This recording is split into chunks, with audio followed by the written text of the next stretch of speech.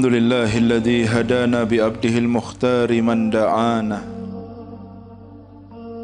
إليه بالإذن وقد نادانا لبيك يا من دلنا وهدانا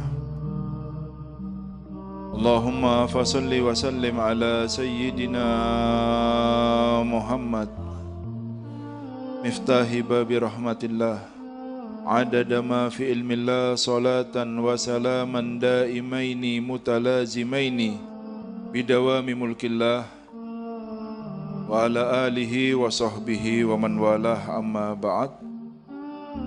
Hadratul kiram, para habaib, para masyayikh, para sesepuh, para tokoh masyarakat, terutama guru-guru kita, Sayyid Al-Ustadz Ahmad Ridho, Sayyid Al-Ustadz Muhammad Halaikan, Sayyid Abdullah Abna Sayyidil Walid Al-Habib Faisal bin Ali bin Abdullah Al-Hamid, seluruh jajaran takmir Musalla Darussalam,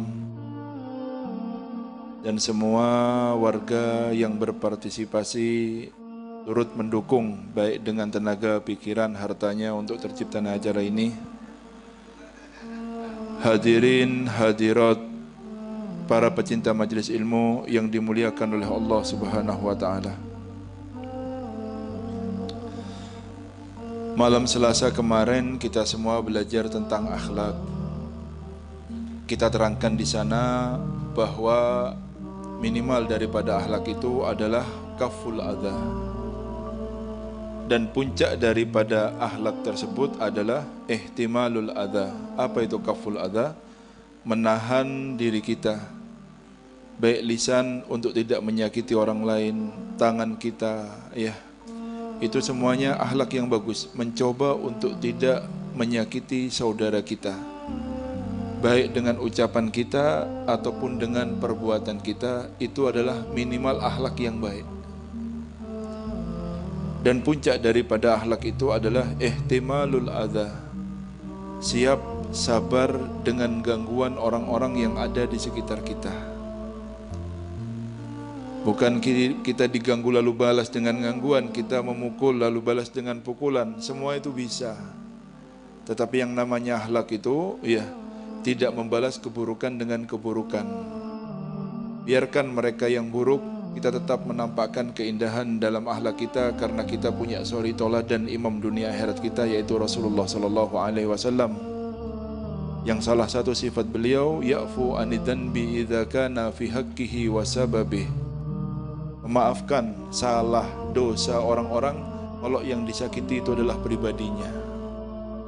Wa idza udi'a haqqullah, kalau sudah berurusan dengan agamanya Allah, lam yakum ahadun li ghadabihi, tidak ada satu orang pun yang bisa menahan murkanya Rasulullah sallallahu alaihi wasallam. Maka jangan terbalik. Kalau orang sekarang ini, kalau badannya yang diganggu, yang marah. Tapi kalau agamanya Allah, semuanya diam, tenang, kayak tidak ada apa-apa. Ini salah. Kalau kita mentauladani Rasulullah, apabila kita diganggu, kita mudah untuk memaafkan. Kita sabar dengan gangguan tersebut. Kita mengikuti saran Allah Subhanahu wa taala, perkataan dari nabi-nabi yang terdahulu ketika mereka mendapat gangguan dari umatnya, wala nasbiranna ala ma adaitumuna, kami benar-benar akan bersabar atas gangguan-gangguan kalian kepada kami semuanya. Benar-benar kami akan bersabar. Tinggal dipilih. Kita berhak untuk meniru siapa yang akan kita tiru. Apabila kita ingin meniru orang-orang mulia, beginilah akhlak mereka, beginilah jalan mereka. Dan setiap orang yang ingin bersama mereka harus begini peringainya. Paham ya? Lalu puncak daripada akhlak kita dengan manusia barusan. Begitupun pula apabila kita kiaskan dengan Allah Subhanahu wa taala. Maka akhlak yang baik di antara kita dengan Allah adalah kaful adha, juga menahan diri kita untuk tidak bermaksiat, baik dengan mata kita, dengan lidah kita, dengan tangan kita, dan lain sebagainya. Itu adalah akhlak yang baik di antara kita dengan Allah Subhanahu wa taala. Puncak daripada akhlak di antara kita dengan Allah adalah ihtimalul adha, siap sabar, nerima dengan segala apa yang Allah putuskan kepada kita. Itu adalah puncak dari seorang yang beriman.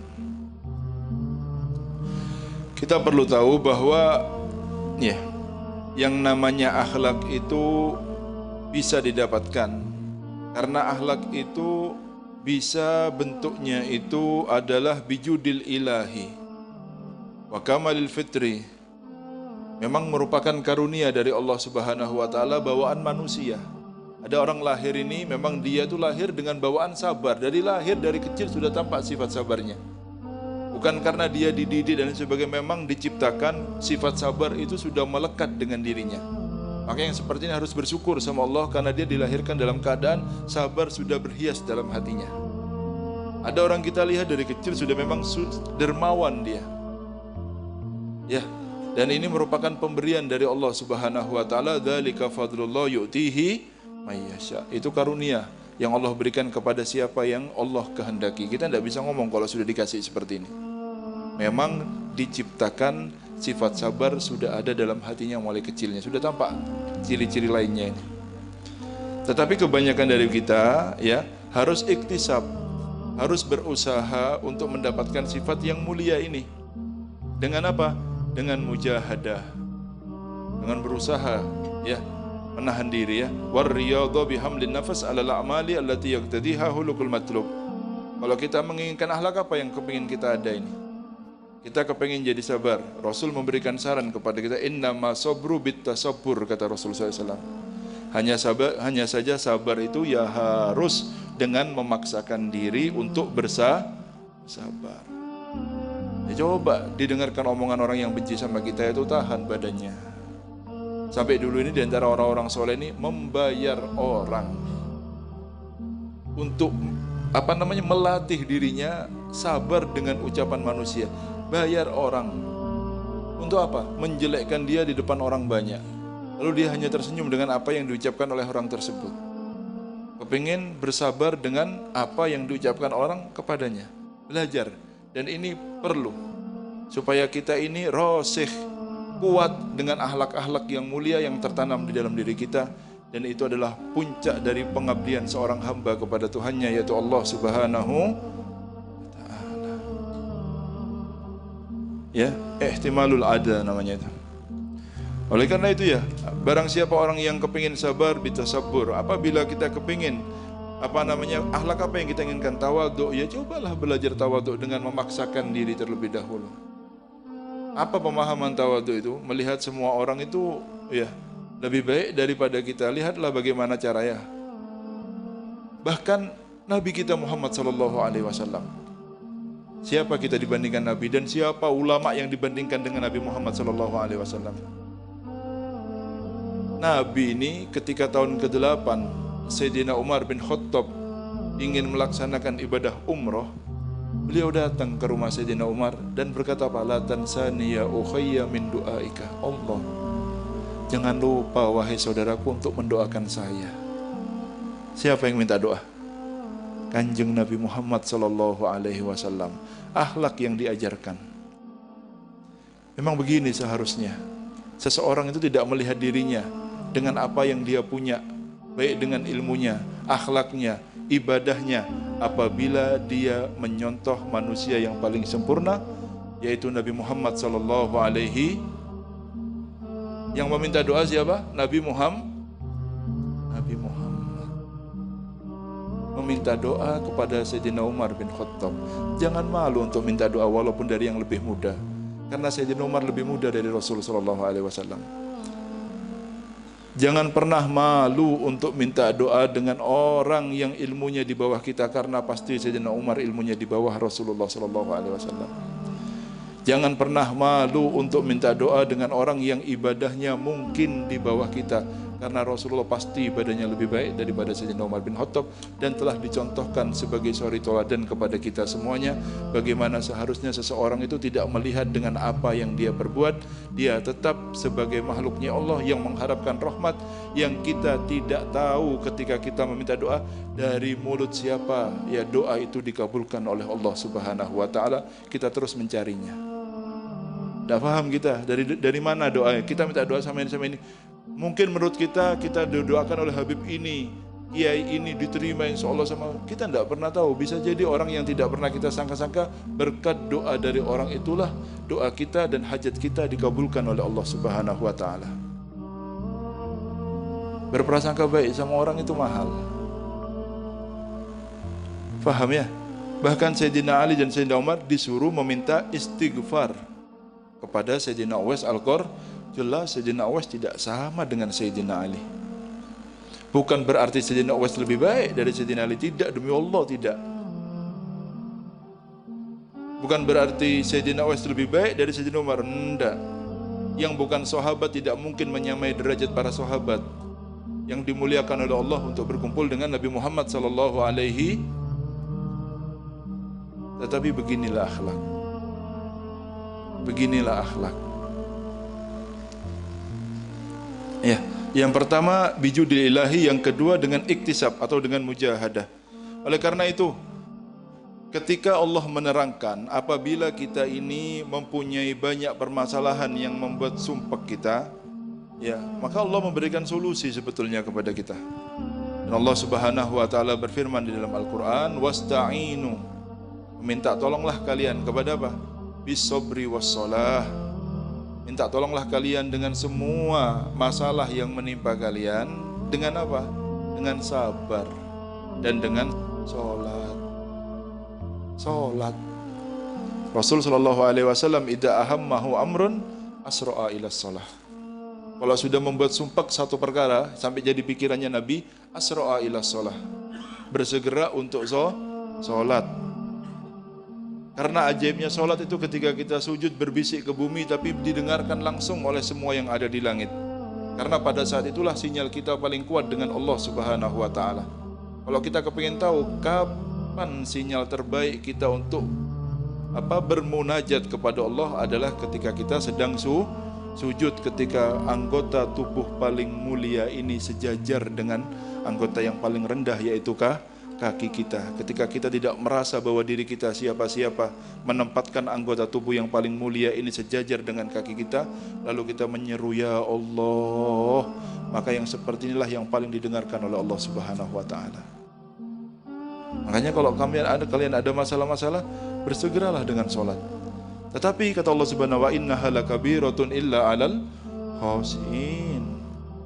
Untuk bisa sampean istiqomah, merasakan nikmat dengan sholatnya, bukan paksaan, bukan karena tuntutan, bukan karena kewajiban, dan merasakan nikmat, bukan ya, yang namanya nikmat itu bukan karena tuntutan, bukan karena kewajiban. Kalau kita mungkin sekarang sholat karena kewajiban kita, karena tuntutan, karena itu hukumnya fardu.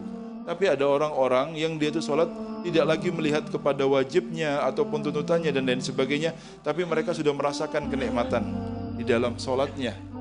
Ya, yang bisa merasakan nikmat itu hanyalah orang-orang yang khusyuk, katanya Allah Subhanahu wa Ta'ala. Siapakah orang yang khusyuk tersebut? Diterangkan pada ayat selanjutnya, alladzina yadunnuna annahum mulaku rabbihim. Orang-orang yang dia yakin akan bertemu dengan Tuhannya, menghadap kepada Tuhannya, yakin dengan satu hari ketika dia akan berdiri di hadapan Allah Subhanahu wa Ta'ala.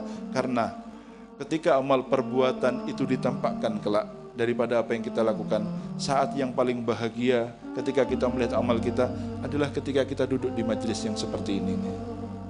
Ketika kita sedang berdiri di dalam sholat kita, ketika kita sedang membaca Al-Quran kita, ketika kita sedang memutar tasbih kita, baik dalam dzikir ataupun sholawat dan semua amal-amalan yang baik, pada saat itu kita akan tersenyum melihat apa yang kita lakukan di masa kehidupan kita dahulu di dunia yang sekarang kita hidup di dalamnya ini.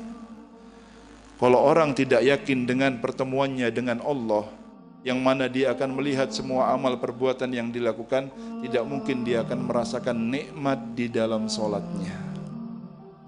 Alladzina yadunnuna annahum mulaku rabbihim wa annahum ilaihi raji'un. Bahwa dia semuanya tanpa terkecuali akan kembali kepada Allah. Kita semua akan kembali kepada Allah. Ya. Nah, karena itu kalau dianjurkan oleh Rasul sallallahu alaihi wasallam, ubudillaha fir ridha. Beribadalah kalian dengan ibadah apa? Dengan sifat yang namanya ridha. Ridho itu Pak, sampean tidak geremeng hatinya sama sekali, tidak ada perih-perihnya sama sekali ketika datang keputusan Allah yang menurut orang-orang pada umumnya itu jelek, tetapi hati kita dengan jembar, dengan lebar menerima apa yang diputuskan oleh Allah, itu namanya ridho. Lalu kata Rasul, fa in lam tastati, kalau kalian belum bisa dengan sifat ridho ini, fa fi sabri ala ma takrahu khairun katsir, maka dengan sabar ya daripada apa yang kalian tidak senangi itu, baik itu ditinggal anak, kehilangan harta, kehilangan jabatan, kita tidak senang dengan itu semuanya. Di dalam sabar itu ya kita nerima, tapi hati ini berat, hati ini perih, badan ini menahan, itu namanya sabar. Beda sama ridho. Kalau itu jembar, tidak ada perih-perihnya sama sekali, terima dengan apa yang diputuskan oleh Allah. Kalau sampean bisa jembar hati dengan ketika datang musibah kepada kalian, baik berupa itu penyakit ataupun harta ujiannya, ataupun apa segala, terhilangan orang-orang tercinta, lalu terbuka lebar hatinya, terima dengan keputusan Allah, maka itu adalah sebaik-baik ibadah yang kita lakukan kepada Allah. Allahumma shalli ala Muhammad. Ya. Oleh karena itu perlu diketahui ya, bahwa kita manusia ini mempunyai perbedaan dari semua makhluk-makhluknya Allah Subhanahu wa taala. Karena kita bisa mengetahui segala sesuatu ya. Ma'rifatul asya' ala ma hiya alaih, sesuatu persis dengan tepatnya. Wa aslul asya' mujiduha Allah. Dan asal daripada segala sesuatu kita perlu tahu ya, bahwa penciptanya adalah Allah. Keras, penciptanya adalah Allah. Penciptanya adalah Allah. Penciptanya adalah Allah. Kalau kita yakin kita diciptakan oleh Allah, kita ini akan tahu betul ya, akan tunduk betul dengan Allah. Seperti Allah bisa menciptakan kita, Allah bisa pula membangkitkan kita.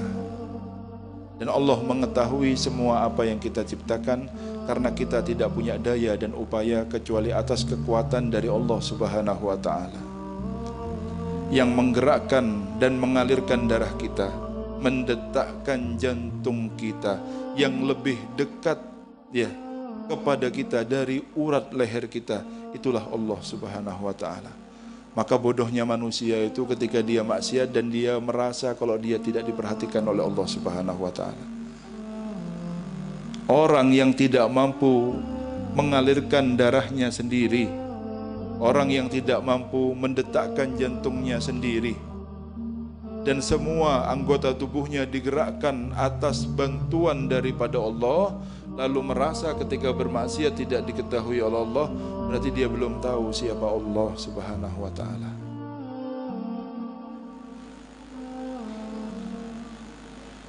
Kenali ini ya. Sampai Allah memberikan keterangan, wa ma bikum min ni'matin fa minallah. Apa yang ada pada diri kalian, punya apa? Kita ini punya apa?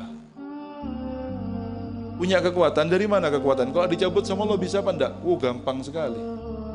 Ketampanan, dari mana ketampanan? Kalau mau dibuat jelek sama Allah sebentar. Kekayaan, dari mana kekayaan? Punya apa kita ini kok bisa kaya? Dari siapa? Usaha saya Habib. Itu perkataan korun sudah dulu, dihancurkan sama Allah semuanya perkataan-perkataan.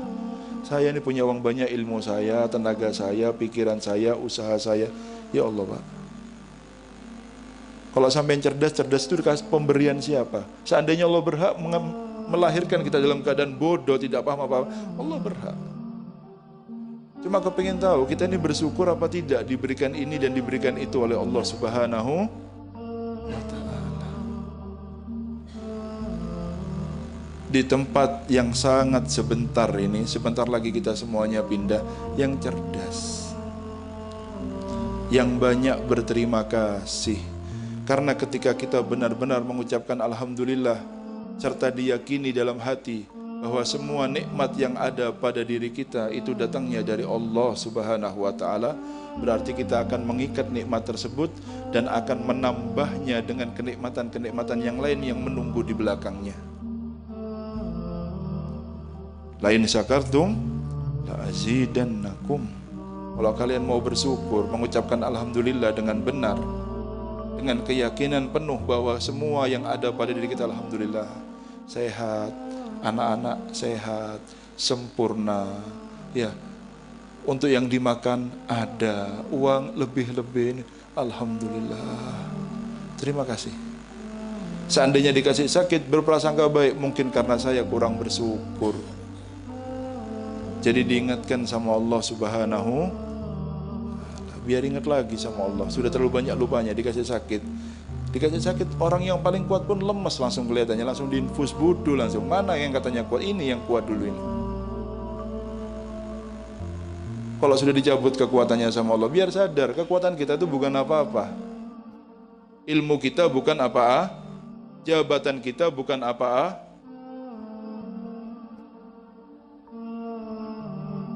Pergunakan semua apa yang kita miliki untuk menggapai ridhonya Allah Subhanahu wa ta'ala. Maka kekonyolan yang paling berat ketika kita diberi sesuatu oleh Allah dan kita gunakan untuk mencari murkanya Allah Subhanahu wa ta'ala. Karena itu ya, kalau kita mengetahui bahwa segala sesuatu diciptakan oleh Allah Subhanahu wa ta'ala, ya, maka kita harus tahu penciptanya adalah zat yang maha sempurna, yang seharusnya kita memberikan cinta kita secara utuh, karena tidak ada yang lebih cinta kepada kita lebih daripada cinta Allah kepada kita. Jangan dibandingkan dengan siapapun, walaupun itu orang tua kita. Beb, orang tua saya betul-betul sayang sama saya, Beb. Cintaan Allah maksudnya. Buktinya cintanya Allah yang menjadikan orang tua kita itu orang tua kita. Kalau tidak, kita akan dilahirkan dari rahim yang lainnya. Kalau kita berkata alhamdulillah Habib, saya dijadikan umatnya Nabi Muhammad. Allahumma shalli ala Muhammad.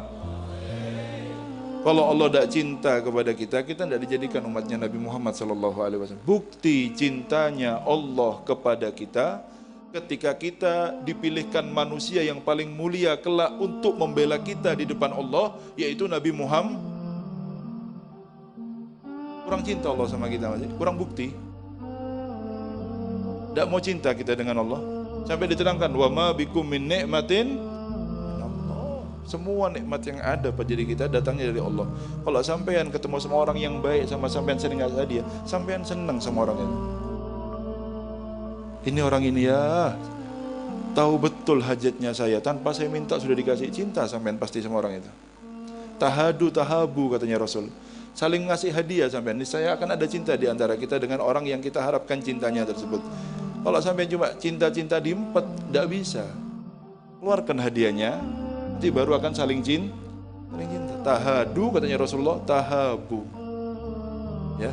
Hadiah itu untuk yang dicintai, kalau sedekah itu untuk orang yang butuh, orang yang membutuhkan. Faham ya? La ilaha illallah Muhammadur Rasulullah. Oleh karena itu dikatakan di sini, falau arafa kulla syai'. Seandainya manusia itu mengetahui segala sesuatu, cerdas, ahli filsafat, pintar kalau ngomong anu, walam ya'rifallaha azza wa jal, tapi dia tidak kenal dengan Allah Subhanahu wa ta'ala, faka'annahu lam ya'rif syai'an, maka dia itu seperti tidak tahu apa-apa. Tahu segala sesuatu, tidak kenal sama Allah, bodoh dia tetap. Tetapi ketika dia mengenal Allah walaupun tidak tahu yang lainnya, maka dia mengenal segala sesuatu. Karena intinya itu kita harus kenal dengan Allah.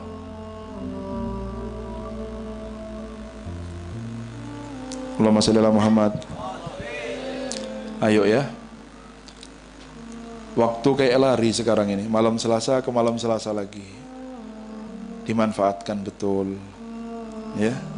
Ini Muharram, ntar lagi Maulid dan lain Syawal, Maulid dan lain sebagainya. Musim-musim barokah ya. Ya. Kita ini terus jangan pernah merasa baik, karena kita ini bahkan belum merasakan nikmat dalam ibadah kita, kok bisa merasa baik kita ini.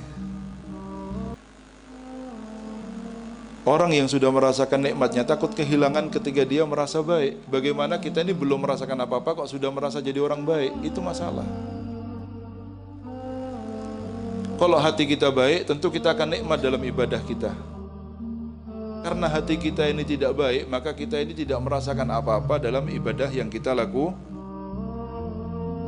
Seandainya pun toh kita ini sudah merasakan nikmat yang luar biasa karena kesolehan hati kita, orang yang soleh itu takut hatinya nanti ada sifat-sifat tercela sehingga kenikmatannya nanti dicabut oleh Allah Subhanahu. Maka bagaimanapun sifat-sifat yang tercela itu tercela walaupun digunakan oleh siapapun, mau habibkah mau kiaikah. Kalau jelek ya jelek. Sifat-sifat mulia itu akan mulia siapapun yang menggunakannya. Tetap dia akan menjadi manusia. Bagaimana Nabi Muhammad barusan ya? Minta doa. Ya, minta doa. Dalam riwayat yang lain Rasulullah itu ada satu sahabat ya. Dia itu terdampar dalam sebuah pulau melihat Dajjal. Disuruh berdiri, ayo sebutkan, sampaikan ilmu kamu kepada kami semuanya. Ya, Rasulullah menyebutkan sanad dari saya dan dari sahabat Fulan bin Fulan, beliau berkata menyebutkan sanad ilmunya, beliau mendapatkan ilmu ini dari sahabat ini, sampai seperti itu. Faham ya? Jangan sungkan untuk mengambil orang, ilmu itu dari siapapun diambil. Akhlak ya. Ya Allah, ini yang paling berat nanti timbangannya pada hari kiamat. Ingat, sekali lagi akhlak itu awalnya apa? Kaful adza.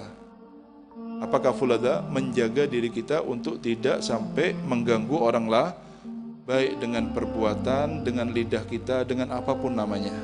Itu namanya akhlak yang awal. Jangan sampai pernah ganggu orang sama sekali.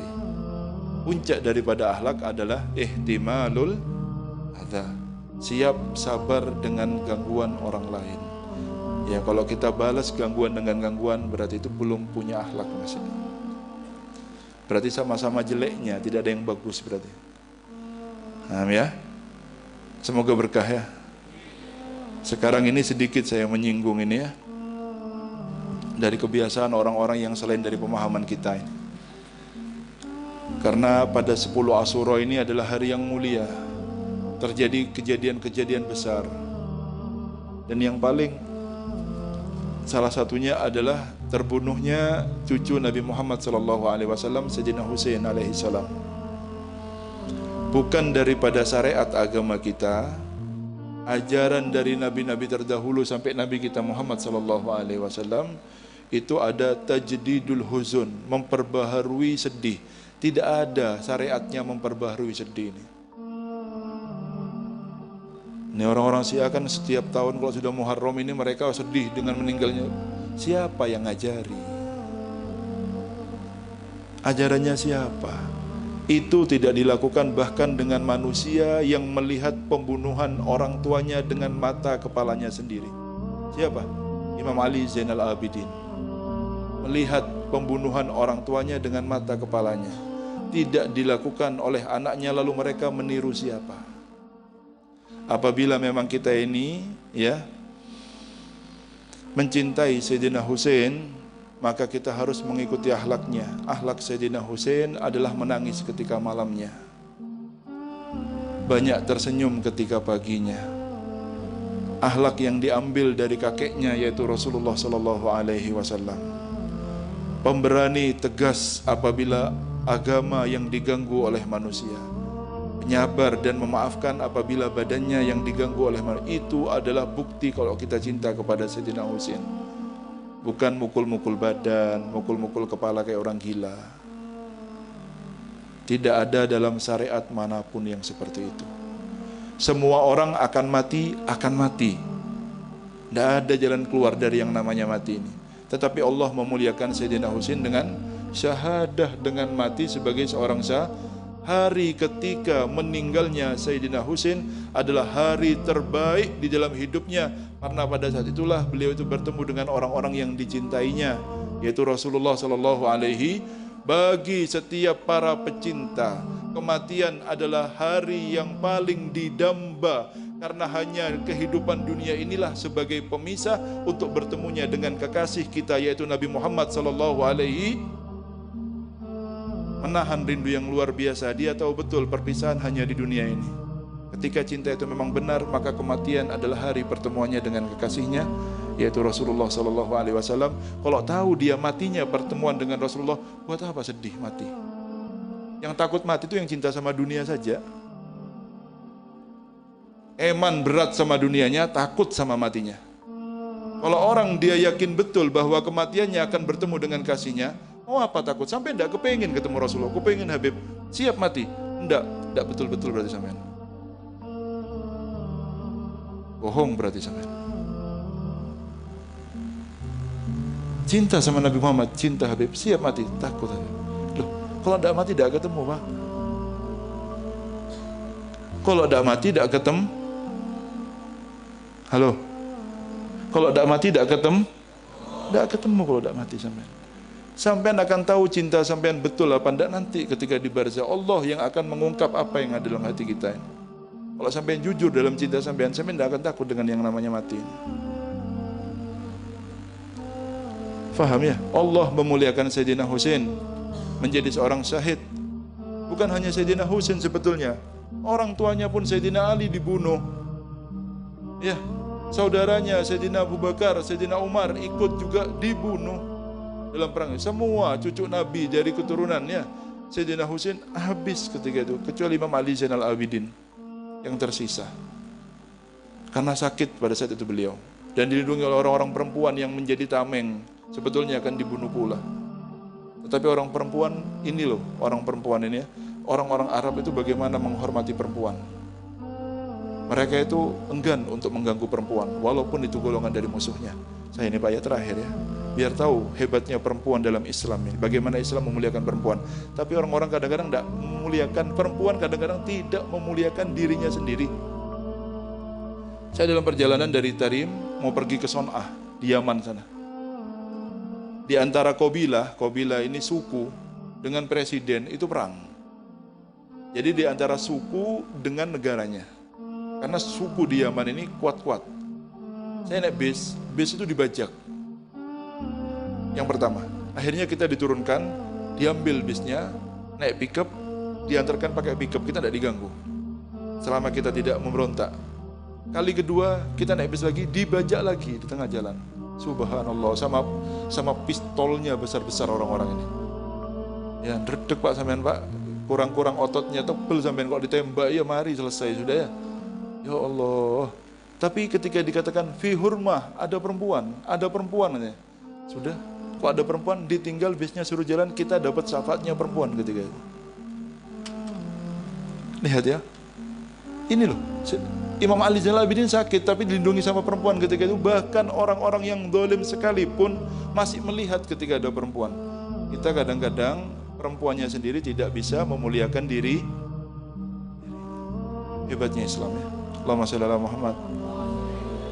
Semoga malam ini ya, malam pembaharuan kita untuk semangat ya, menghiasi hari-hari kita dengan akhlak yang mulia supaya kita benar-benar layak untuk berkumpul dengan Nabi Muhammad sallallahu alaihi wasallam. Hadza minni wa la faminkum. Assalamualaikum warahmatullahi wabarakatuh.